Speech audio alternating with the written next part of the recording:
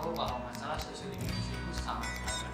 Oleh sebab itu kita akan membahas satu persatu, dan di sini akan Bapak paparkan yang menurut Bapak sangat penting untuk kita bahas karena banyak sekali materinya sehingga kita akan melihat konteksnya permasalahan di Indonesia. Oke, masalah yang pertama yaitu kemiskinan. Kemiskinan itu adalah kekurangan materi. Materinya dalam bentuk sandang, pangan, kesehatan. Yang kedua adalah kekurangan kebutuhan sosial. Kekurangan kebutuhan sosial ini adalah pendidikan. Kita tahu pendidikan adalah sesuatu yang sangat penting dalam hidup kita. Kemudian informasi, ini yang paling miss kita di dalam Indonesia, yaitu banyak di Indonesia ini yang orang tidak tahu informasi-informasi penting dari pemerintah maupun dari pendidikan itu sendiri, sehingga menganggap bahwa pendidikan itu sangat mahal, padahal sebenarnya tidak terlalu mahal. Ada 4 bentuk kemiskinan yang akan kita bahas. Pertama adalah kemiskinan absolut, yaitu kemiskinan pendapatan tidak cukup. Ya, mungkin dia bekerja sebulan atau bekerja pekerjaan informal ya, bukan formal yang jadi guru atau apa yang kita tahu, tapi informal, yaitu berbau ada job dikerjakan, tidak ada dia tidak akan mendapatkan uang. Yang kedua bentuk kemiskinannya adalah relatif, yaitu pendapatannya lebih rendah dibandingkan pendapatan masyarakat di sekitarnya. Contohnya bagaimana?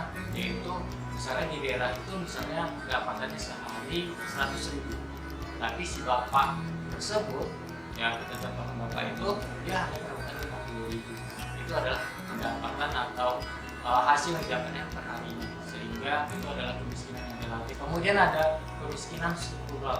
Lanjut, di sini ada yang kedua yaitu pengangguran. Pengangguran itu ada dua, yaitu terbuka dan terselubung. Pengangguran terbuka bagaimana? Pengangguran yang jelas-jelas tidak memiliki pekerjaan.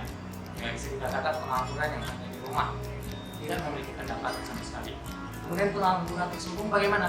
Yaitu orang-orang yang kalau pada waktu tertentu dia itu kerja, waktu tertentu lain dia tidak kerja. Jadi dia terselubung, tertutup, seakan-akan dia ada kerjanya.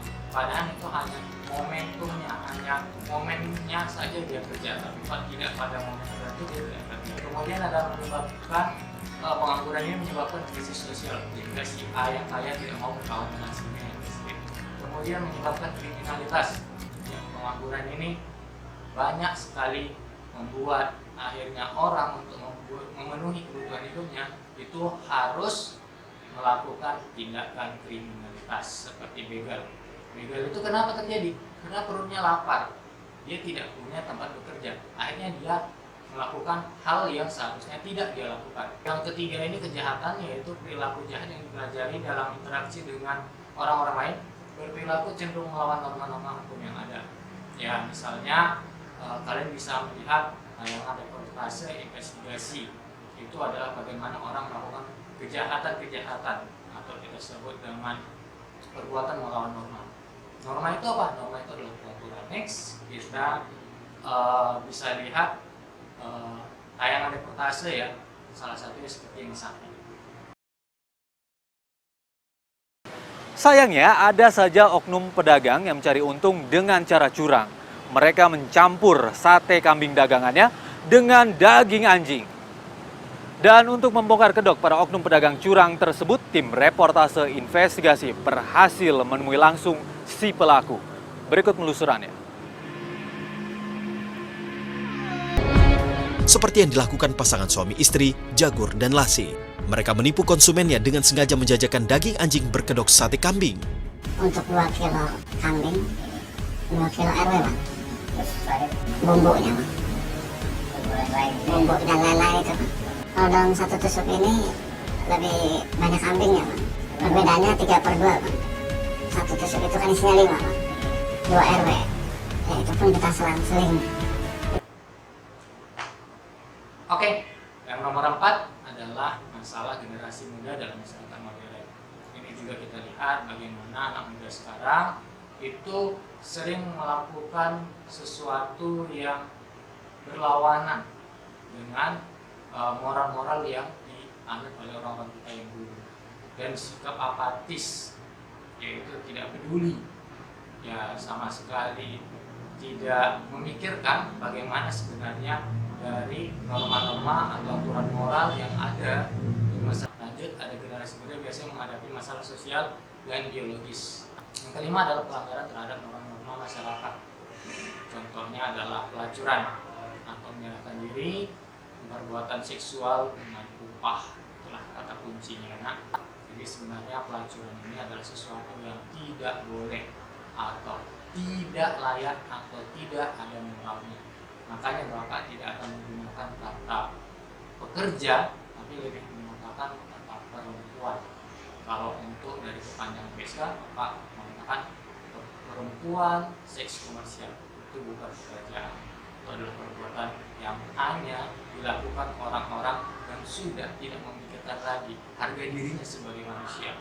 Dia sudah menghilangkan, menjatuhkan marwah dirinya sehingga dia sama dengan binatang hanya karena untuk memenuhi perut. Padahal pekerjaan yang lain masih banyak. Makanya belajar agar kalian memiliki skill, itu yang paling penting. Yang kedua adalah delinkuensi anak atau tingkah laku tidak sesuai dengan masyarakat. Ya, ini efek dari kita tahu sosial media, menonton tayangan yang tidak benar, akhirnya perlakuan anak itu juga aneh. Kemudian ada alkoholisme, yaitu orang yang bisa dikatakan sangat membahayakan. Jadi alkohol itu sudah dijauhi. Ya, kemudian ada yang ini masalah paling besar juga, homoseksualitas, yaitu orang sejenis sebagai mitra seksual. Ya, jadi homoseksual atau sekarang disebut LGBT itu melawan kodratnya. Bapak contohkan kutub utara dengan kutub utara dekatkan, itu akan berjauhan. Sedangkan kutub utara dengan selatan akan berdekatan. Lihat, kutub yang sejenis akan berjauhan. Itu yang pertama. Kemudian kalian bisa lihat, hewan aja tidak melakukan hal tersebut. Jadi untuk orang-orang yang bukan LGBT, maaf, mereka lebih rendah daripada hewan itu sendiri. Karena hewan tidak ada kambing, tidak ada ayam yang resmi. Terus kenapa manusia memiliki akal melakukan hal yang di bawah dari binatang? Next, ada mistisme dan tahayul.